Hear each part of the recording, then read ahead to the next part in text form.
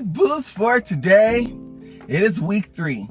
It is day 3. And what I want to share with you today is getting into the mindset of looking at workout as a chore, as a duty, like something like back in the old days where they, worked in the mines and they just clocked in and clocked out and rolled up their shoulders or rolled up their sleeves. I had my last job, I actually worked out in my work uniform, work boots and all.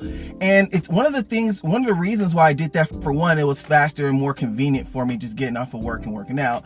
But put me in the state of mind that just like a person who's going to work, some people have uniforms that they wear to work. Man, this workout is my job. This workout is my duty. I'm about to go into this gym. I'm about to do these box exercises. I'm about to do these home workouts because this is what I do at this time. Clock in, clock out, rinse and repeat. You can have a work uniform, not necessarily, it doesn't have to be boots, but you can have a workout uniform that you wear all the time, like same color shirt, same color shorts, same tennis shoes. That means when you have those clothes on, it's time to go to work as your duty, a chore for lack of a better word. So I hope that helps. Go ahead and take care of your deep breathing. I'm about to head to the house and take care of mine, and I will see you tomorrow. Great job, guys.